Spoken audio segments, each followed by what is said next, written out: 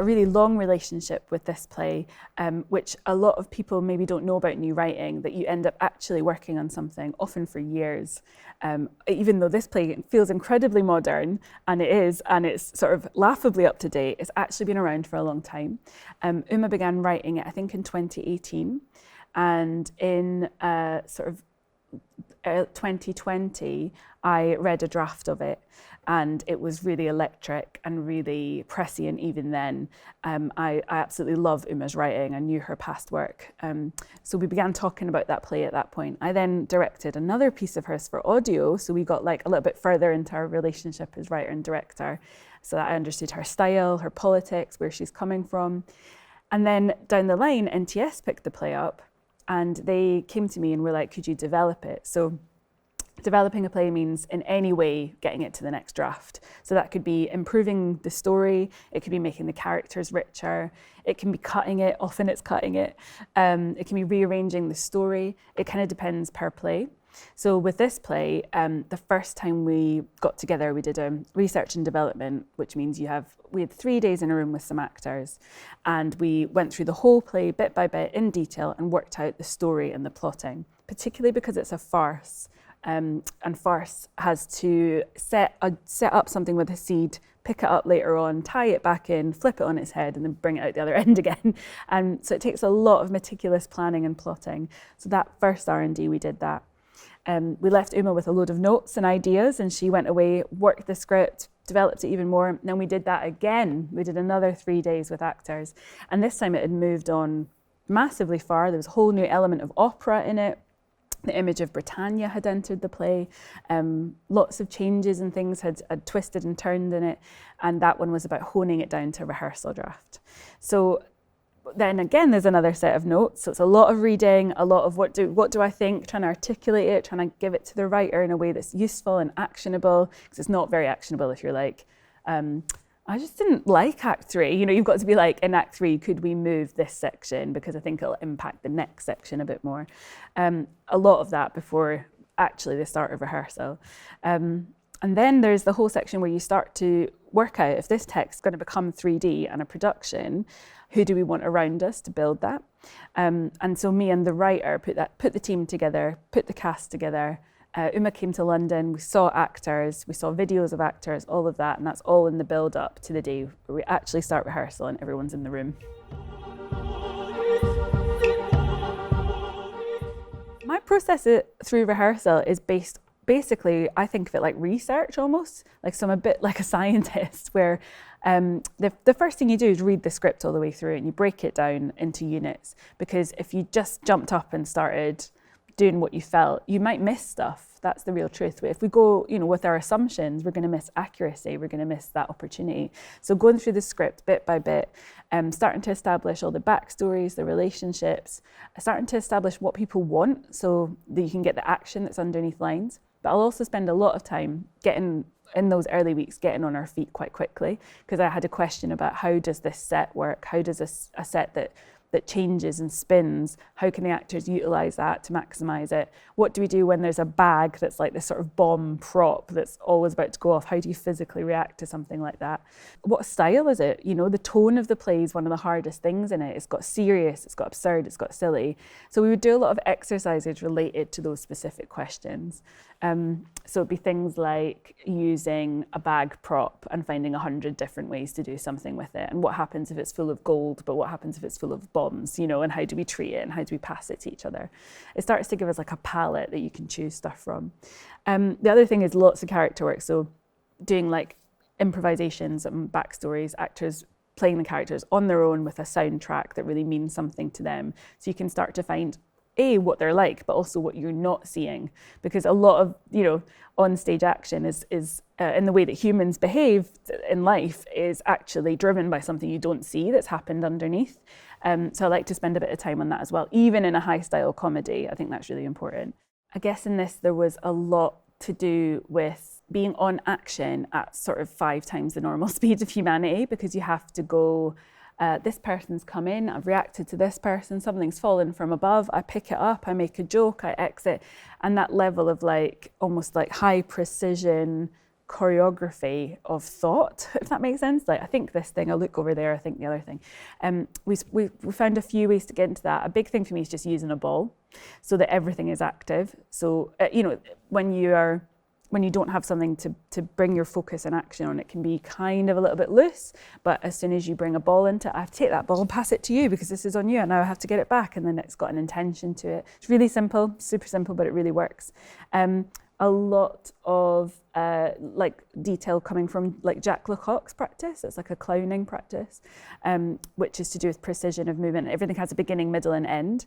And again, that stops things being loose or like the energy going a bit like, oh. If you have to have a beginning, a middle, and an end, it gives it a precision and a comedy that you can time. So finding lots of really like punctuated gestures. Two main challenges in rehearsal. The first challenge was how to represent a baby, because the core of this play is about if you are the person with the most amount of power over immigration policy in the UK, faced with the truth of what you're doing, which is a baby washing up next to you, what do you do? And what do you choose to do? However, the reality is that's a baby washing up on stage. If you think about actually anything near the reality of that, it's deeply disturbing. It's definitely not a good night out of the theatre. It's not funny. So how do you do this as a comedy but keep a baby washed up on stage? So all through rehearsal, I'm sure stage management would be, we're not thrilled by this because I would not decide what the baby was. Because we kept trying different things. We tried a very realistic baby at one point, really disturbing, not good. We tried a giant fish, I think at one point. We tried like a lump of sea fabric. We went all around the houses, and actually what I really knew all the way through was that it just couldn't be representational. So it couldn't really look anything like a baby because it just brings out all your feelings in a way that actually isn't useful.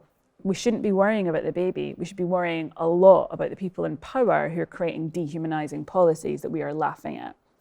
So to bring the focus off to them, we eventually got to the point where the baby is a like lump of fabric that looks extremely not real, and it's all about the sound. So it's actually got a tiny speaker stuffed inside a fox puppet, I believe, which is covered in like maybe grains of rice. I think it's quite a feat of prop building. So it's a lump of fabric that cries realistically, but it doesn't look realistic. And then that allows the comedy to flow. The other challenge was just that the world outside the rehearsal room was doing all the things that were in the play. So there was, it's about a Home Secretary. It's about a South Asian female Home Secretary. It's about a leadership race because the Prime Minister is in trouble. All of those things happened through rehearsal, and it was a bit like the world was kind of like getting ahead of the play. We were trying to make a farce, but actually the outside world was so absurd. And what that does is it changes how you calibrate how the play lands. It's really different if it's a total fiction about a fictional Prime Minister whose party is, trying to oust him to get ahead. When the actual Prime Minister is going through that outside, you watch the play differently. It has a totally different meaning.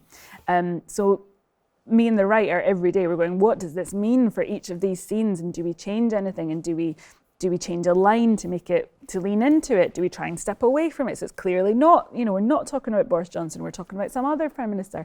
So going through all of that to find the version that still makes the point we want to make, but somehow was essentially, by the end of it, a documentary, was really, really tricky, actually. But it turned out, really, in the end, sticking to our guns was right. The script didn't really change that much, but the actors maybe slightly shift how they perform things to go with the audience.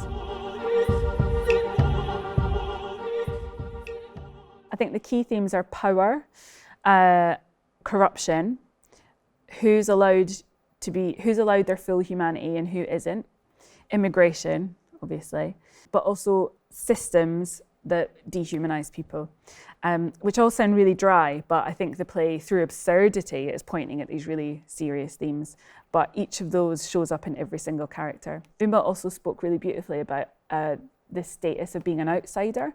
All four of these characters, even the, very privileged conservative special advisor character, are in some way an outsider. You're watching four outsiders kind of circle the ivory tower of power and never really be allowed in. So yeah, outsiderness. So I think you could probably see the theme of power best realised through when the character Phoebe strong arms the character of Haben into doing a monologue about how she thinks a wall of radiation is a good idea, which obviously she really doesn't. However, Phoebe exerts her power over her by reminding her that her immigration case is in her hands, so she'd better do what she's told.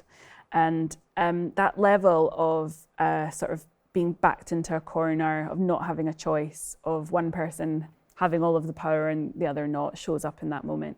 I think you see it again later. This is more to do with corruption, where Toby, our hopeful, working class Scottish journalist in the heart of power in Westminster, at the very end, she's got no hope. The thing she was trying to do, it's been deleted. She has been thrown off a train. It's been a bad day. Phoebe offers her a job. It's really surprising. You think she's going to be like, you're done, get out of here. But she does the worst possible thing and offers her a job and a way out of her debt. And I think the most heartbreaking scene in the play is when she asks, are you interested? And Toby says, I might be. Because that's how things become what they are now.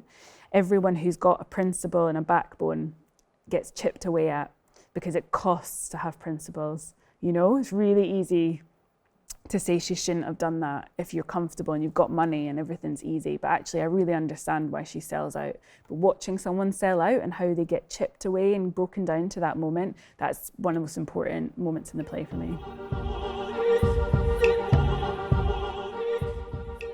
So there's a few key relationship points. So Phoebe and Haben kick off after a one-night stand. So that's quite a key relationship point. And of course, that gets reversed really quickly in that Haben gets hired to play an actor for Phoebe.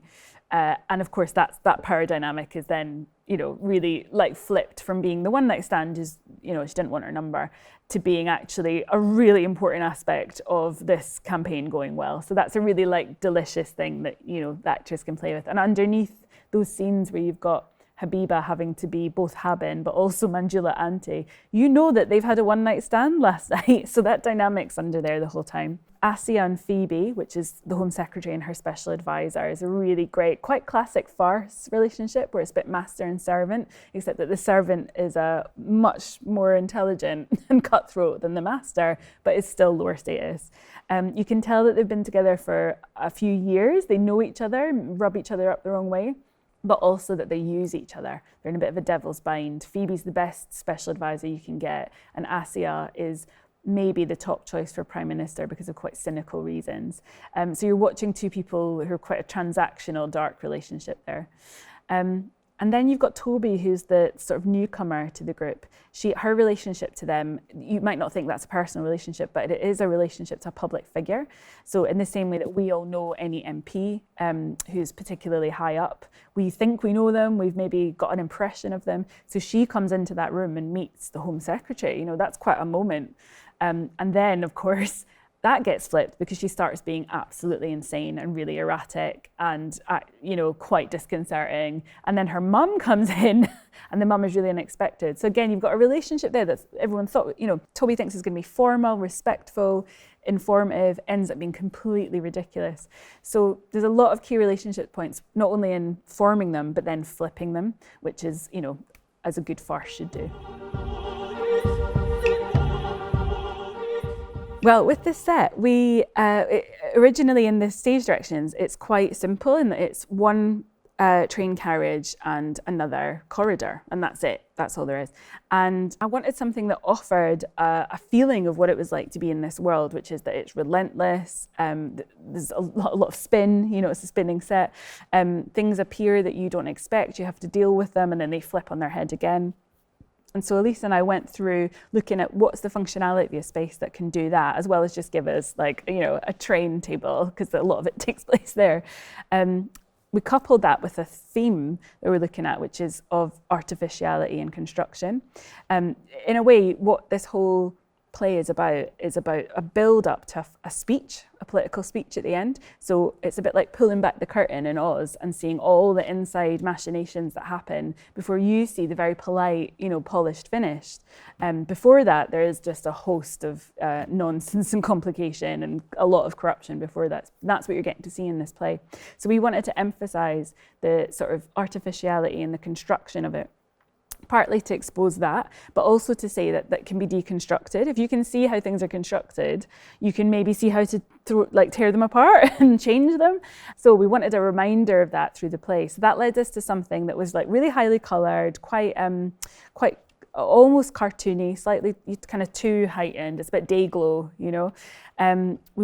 It meant that we used a lot of collage and a video design that emphasised everything had been a little bit too constructed and designed and arranged, but also something that spun and broke down actually and ends up looking kind of quite surreal and like a bad dream at several points. And then at the end, really shifts and does something completely different. The play at the end almost changes form. It's like a totally different play. A really simple, clear message and video plays at the end. So yeah, it was a very alive, electric set with lots of movement that needed to thematically remind you underneath that this is all a bit of a game under it that you can undo. The footage of Kenmure Street at the end. This play could end before that and it would be really bleak, like really, really hopeless.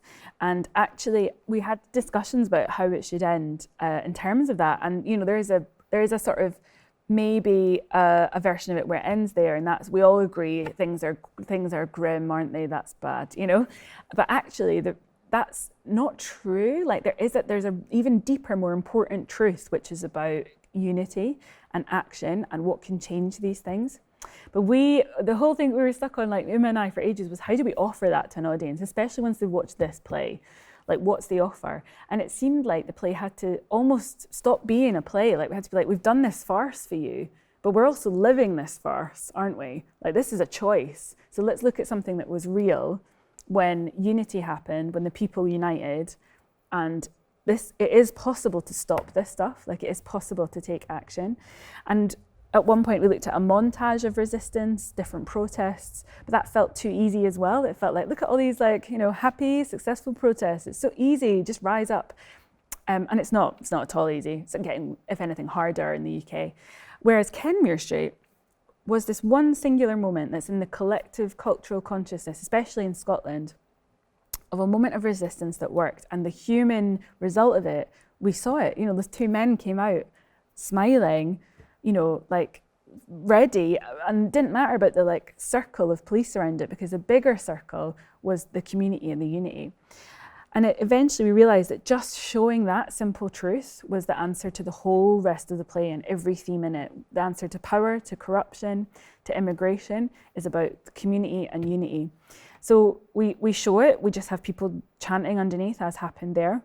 And the goal of that with the audience is to offer not a simple solve, not a get out on the street, it's going to be okay, but to go, we can do hard things and we can do them as a community. And when we do, when the people do unite, that is a greater power, and it always has been and always will be, no matter what we're being told right now.